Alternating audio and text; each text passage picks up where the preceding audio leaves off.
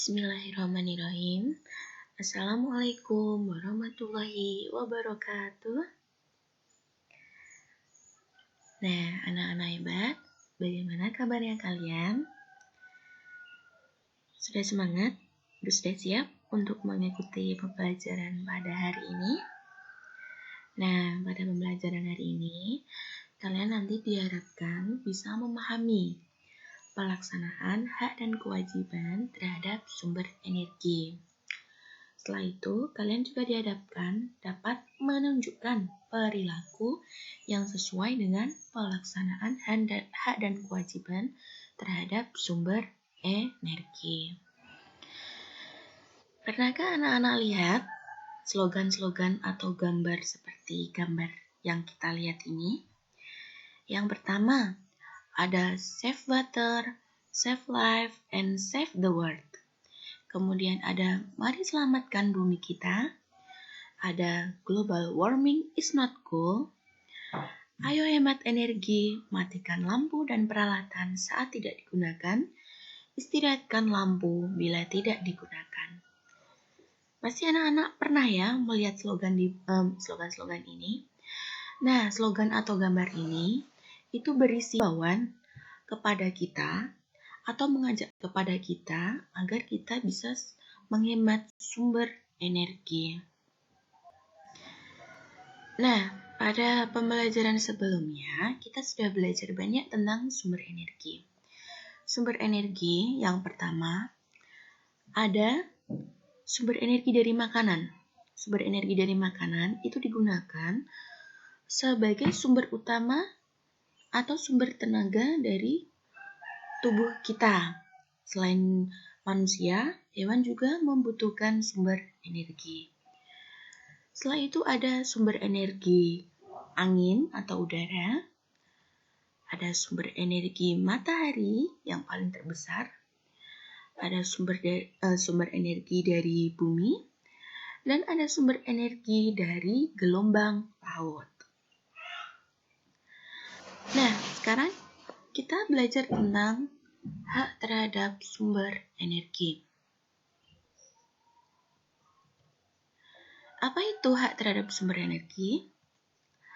Hak terhadap sumber energi adalah sesuatu yang kita dapatkan dari sumber energi. Nah, contoh hak terhadap sumber energi. Yang pertama, ada gambar apa itu anak-anak? Ada gambar ibu sedang memasak di dapur. Nah, contoh hak kita terhadap sumber energi adalah kita bisa menggunakan sumber energi gas untuk memasak. Yang kedua, ada gambar satu keluarga sedang menonton televisi. Nah, haknya apa? Nah, haknya adalah bisa menggunakan sumber listrik untuk menonton TV. Selanjutnya ada orang minum dan orang mandi. Nah, haknya adalah menggunakan sumber energi air untuk minum dan mandi. Setelah hak, tentu pasti ada kewajiban. Nah, sekarang kewajiban terhadap sumber energi. Apa itu kewajiban terhadap sumber energi? Kewajiban terhadap sumber energi adalah sesuatu yang harus kita lakukan untuk menjaga sumber energi. Contoh kewajiban terhadap sumber energi. Yang pertama, ada gambar orang yang sedang mematikan keran air. Jika keran air sudah penuh, kewajiban kita adalah mematikan keran jika sudah penuh. Jangan biarkan meluber airnya, karena itu akan boros energi. Selanjutnya, ada gambar orang yang sedang mematikan AC. Matikan AC bisa juga kipas angin jika tidak digunakan. Selanjutnya, ada gambar ayah dan anak sedang menanam pohon. Nah, melakukan penghijauan, menjaga kelestarian lingkungan, dan kelestarian sumber air. Coba kalian perhatikan gambar di bawah ini. Mari kita beri tanda centang untuk perilaku yang mencerminkan hemat energi. Gambar yang pertama, itu ada anak yang sedang mematikan keran air. Gambar yang kedua, itu ada anak yang makan dan dihabiskan. Gambar yang ketiga, ada anak sedang bermain-main air, membuang-buang air. Kemudian gambar yang keempat, ada anak yang makannya banyak, tapi tidak dihabiskan. Gambar yang kelima, ada air sudah penuh, tapi tidak segera dimatikan. Berarti itu airnya tumpah-tumpah ya. Kemudian gambar yang kelima, ada orang yang sedang membuang-buang air. Kira-kira perilaku yang mencerminkan hemat energi yang mana ya anak-anak? Ya, adalah gambar yang pertama dan gambar yang kedua. Jadi perilaku yang mencerminkan hemat energi ada pada gambar yang pertama dan gambar yang kedua. Selanjutnya, hak dan kewajiban sebagai konsumen listrik. Hak konsumen listrik mendapatkan pelayanan yang baik, mendapatkan ganti rugi apabila terjadi kesalahan atau kelalaian pengoperasian listrik, mendapatkan tenaga listrik dengan mutu yang baik, berhak mendapatkan pelayanan jika terjadi gangguan listrik. Kemudian, kewajiban konsumen listrik adalah membayar tagihan pemakaian listrik. Ini wajib. Kalau tidak dibayar nanti diputus ya arus listriknya ya. Kemudian bertanggung jawab apabila karena kelalaiannya mengakibatkan kerugian. Kemudian yang ketiga, memanfaatkan tenaga listrik sesuai peruntukannya. Menaati persyaratan teknis di bidang kelistrikan.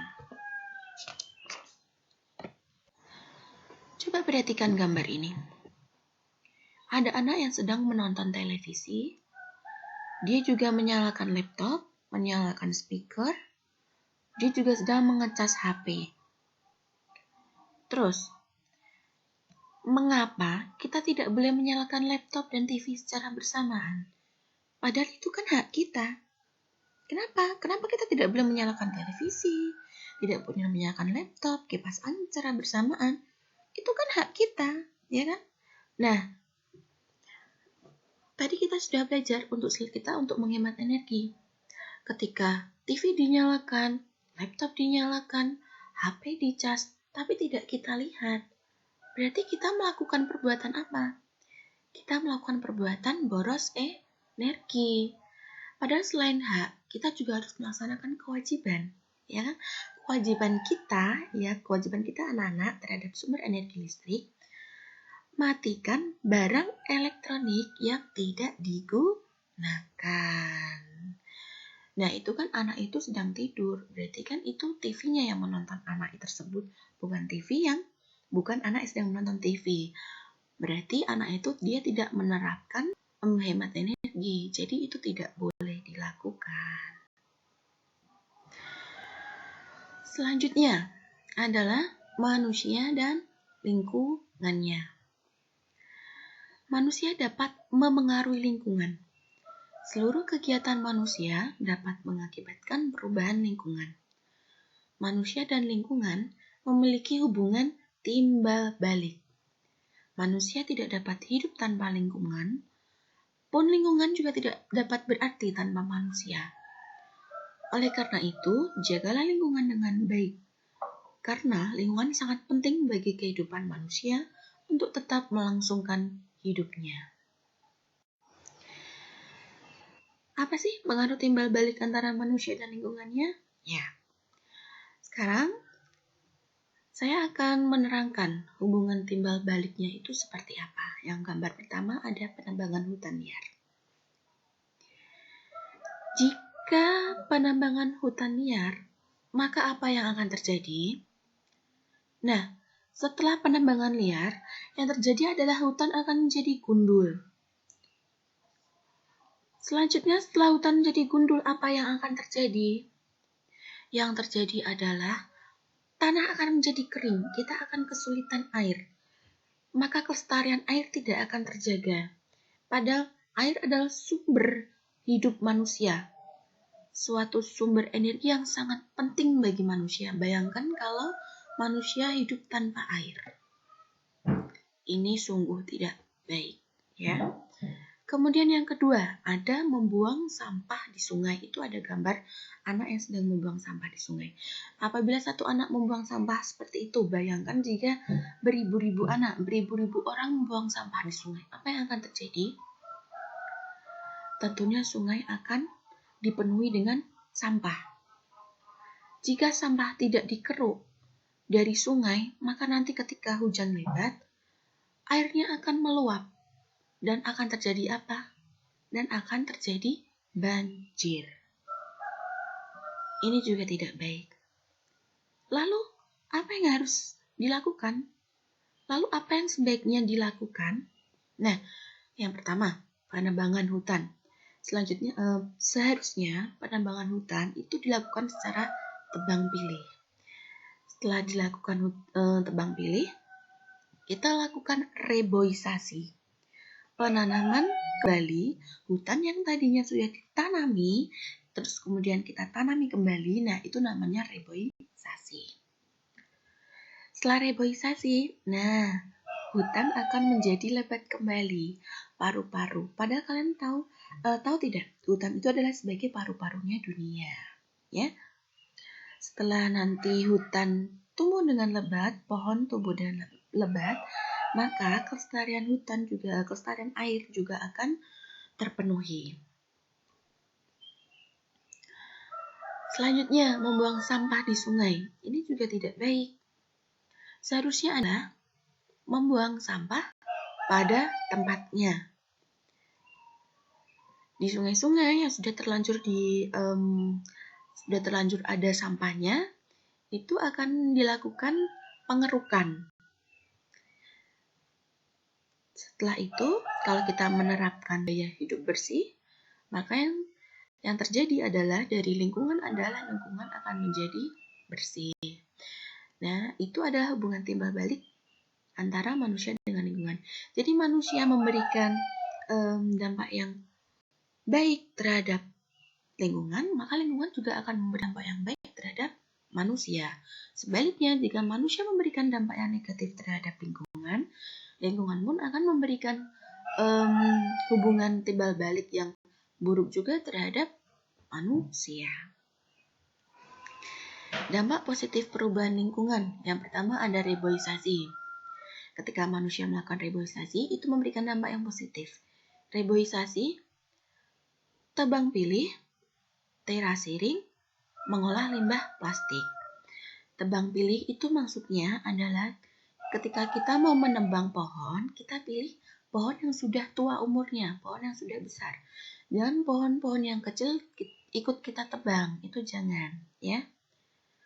Kemudian ada terasering. Terasering itu adalah menanam suatu model menanam sawah dalam bentuk yang miring atau berunda-unda. Seperti pada gambar itu, ya, biasanya terasering itu dilakukan pada lahan yang miring. Itu dilakukan untuk mencegah terjadinya bencana longsor. Kemudian ada mengolah limbah plastik. Sebelum kita buang, daripada limbah plastik terbuang sia-sia, ada baiknya kita untuk mengubah limbah plastik terlebih dahulu. Maka akan memberikan nilai yang ekonomis juga bagi kita, ya. Ada yang dibuat tas plastik, ada yang dibuat dompet plastik, ada yang dibuat taplak meja, ada banyak sekali kreasi dari limbah plastik. Selanjutnya dampak negatif perubahan lingkungan. Pencemaran air, itu bisa kalian lihat banyak ikan-ikan mati. Ikan-ikan mati karena airnya sudah tercemar. Bisa tercemar dari limbah pabrik, bisa tercemar dari deterjen kita saat kita mencuci baju, ya. Kemudian ada rusaknya lahan. Rusaknya lahan ini bisa kita lihat itu tanah menjadi kering, ya. Itu karena kita tidak baik terhadap tanah. Kita tidak melakukan reboisasi, kita tidak melakukan tanam kembali terhadap tanah, maka jadinya seperti itu, lahan menjadi rusak. Atau bisa juga lahan berpindah. Jadi ada orang yang melakukan lahan berpindah dari satu lahan ke lahan yang lain. Jadi lahan yang pertama itu, kalau dia sudah berpindah ke lahan yang kedua, lahan pertama itu dibiarkan begitu saja, maka lahan yang pertama jadi rusak. Itu tidak baik. Kemudian ada rusaknya terumbu karang. Rusaknya terumbu karang ini biasanya terjadi ketika nelayan menggunakan pukat harimau untuk mencari ikan. Selain merusak terumbu karang, dia juga merusak ekosistem di laut. Padahal terumbu karang itu tempat hidupnya ikan-ikan kecil. Setelah itu ada pencemaran udara. Pencemaran udara ini bisa jadi dari limbah udara pabrik. Sudahkah kamu hemat energi? Apakah kamu bisa menyebutkan hak dan kewajiban menghemat energi? Nah, sekarang tugas kalian adalah buatlah tabel seperti contoh di bawah ini di buku tugasmu. Isilah dengan kegiatan sehari-hari kamu di rumah yang menunjukkan perilaku yang sesuai dengan hak dan kewajiban terhadap energi. Kemudian foto dan upload di Google Classroom. Ya, nanti kewajiban kamu di rumah apa, kamu tulis di situ. Hak kamu apa, ditulis di situ di buku tugas ya. Nanti sudah diupload di Google Classroom. Yang kedua adalah coba perhatikan gambar itu. Kalian lihat ada anak yang menonton TV, menyalakan radio, menyalakan lampu, menyalakan kipas, menyalakan keran air. Apakah anak tersebut sudah mendapatkan hak dari energi? Apakah anak tersebut sudah melaksanakan kewajibannya terhadap sumber energi? Apa yang seharusnya dilakukan oleh anak tersebut? Nah, nanti kalian beri pendapat kalian ya, sesuai pendapat kalian, kerjakan di buku tugas kalian. Oke, kerjakan dengan baik. Nah, sekian pembelajaran dari tema 9 kali ini, pembelajaran keempat. Semoga kalian bisa memahami pembelajaran kali ini ya anak-anak. Wassalamualaikum warahmatullahi wabarakatuh.